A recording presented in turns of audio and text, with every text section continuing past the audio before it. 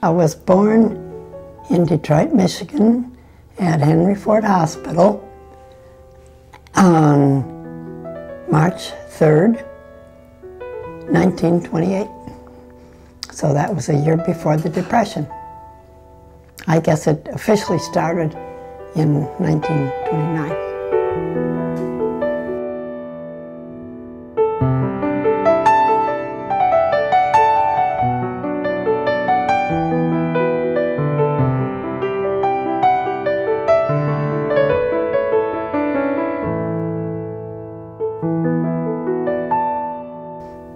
I was very young, and actually, I have to say that we were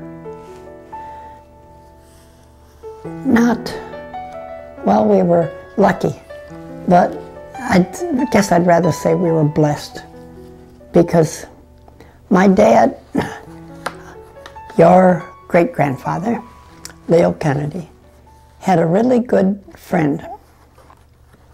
And that good friend's name was Ray Martin. My father ran a paint and glass store in Detroit, and Ray Martin owned a Cadillac glass company. So I suspect he was a supplier, and they became good friends through business. And interestingly, I don't know the month, but in 1929, one day he called my dad and he said, "I want to talk to you. Let's meet." And so they met. And he said, "We're going down to the bank together." And my dad said, "Why are we going down to the bank together?" And Ray Martin said, "Well, I have connections that tell me that something big is going to happen." And of course, at that time, people's holdings were not guaranteed by the government like they are now. That happened after the Depression. So Dad got in Ray's car, and they went down to the bank where they both had their bank holdings and their investments, and they took all of their cash out. And nobody was stopping them that day.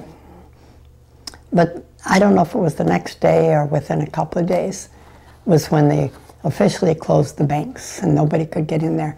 And you see pictures of people pounding on the bank doors and trying to get in to get their withdrawals. So as I say, we were very blessed.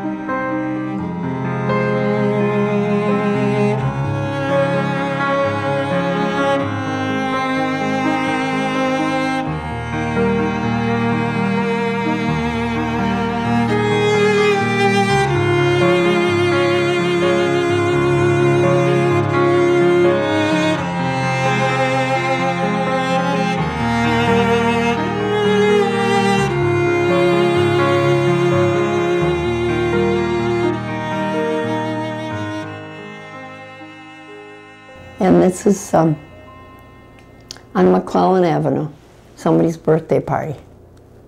Mary's second birthday party. Mary was my little sister who died. She died at 3 years old from results of a burn. She caught her dress on fire on a gas stove, and the flames engulfed her dress, and she died as a result of the burns, because they didn't have penicillin then, or the drugs that could have saved her now. Oh, God. And that's our backyard out there. That's my dad, your great-great-grandfather, Leo. Sprawled out. Yeah, after a hard day. He would drive, it was out near in the area of Mount Clemens. and he would drive out there at night.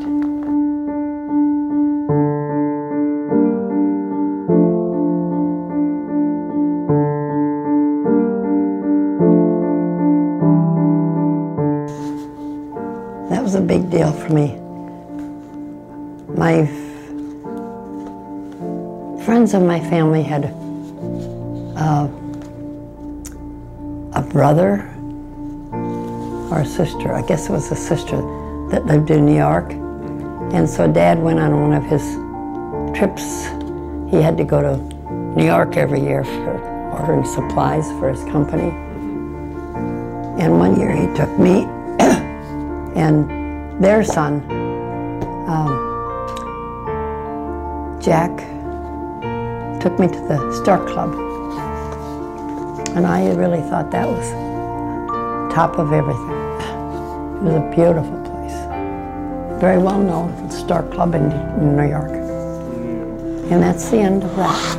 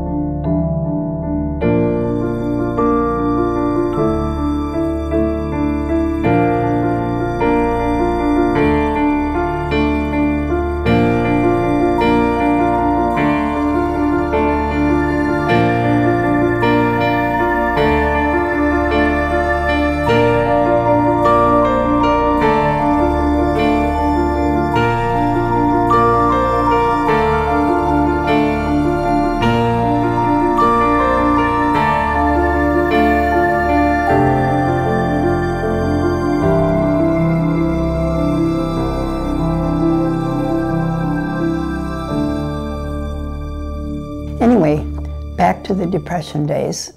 He invested the cash that he had taken out,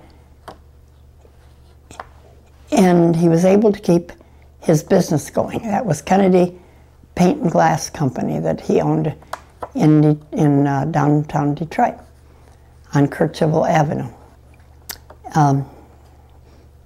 And so a lot of awful things happened to people in the Depression, but our family, as I say, was blessed because we never felt poor or we never felt hungry like a lot of people were feeling.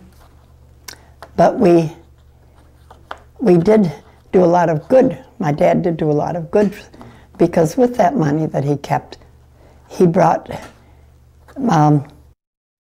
to an uncle and her husband and an aunt and her husband. An uncle and his wife and an aunt and her husband. He brought them to Detroit, got them work at his Kennedy Paint and Glass Company, gave them jobs, and my Uncle Lewis, who was his youngest brother and was not married at the time, he lost everything in the Depression, so he just came to live with us. So we added him to the family.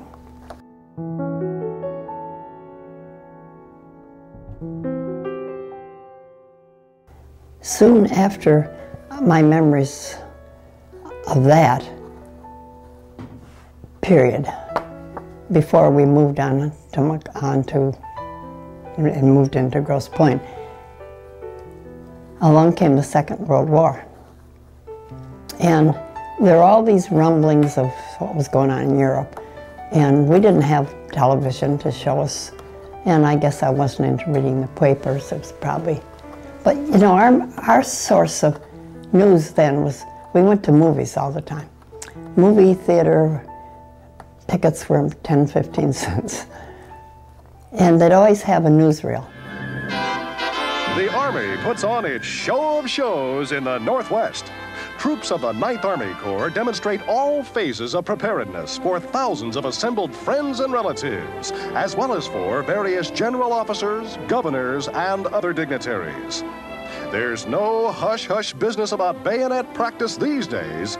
The boys get right down to the fine points of who's going to be stuck if trouble starts. And that was really our, at least my source of what was going on in the war. And the war then was in Europe. And as I'd go to the movies and see more awful things happening in Europe,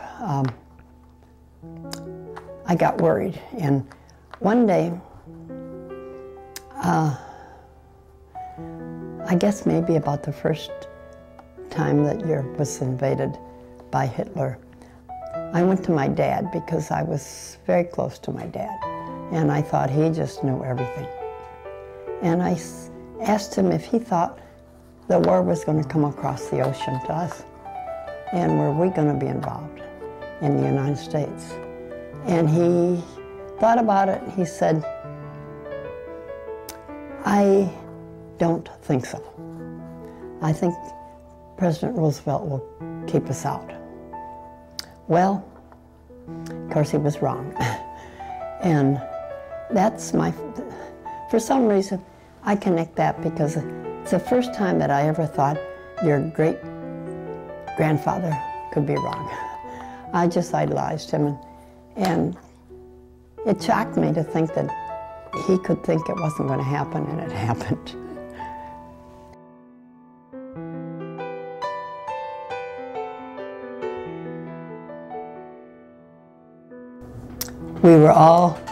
We all jumped in the car at night, and everybody who could get into a car drove downtown Detroit, honking their horns and waving flags, and it was a big celebration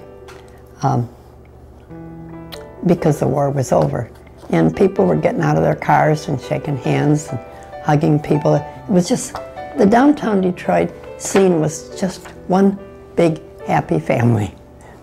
You see that picture of some soldier or a sailor grabbing a girl and kissing her. And that's the feeling. You didn't know the people, but they were all celebrating the same thing.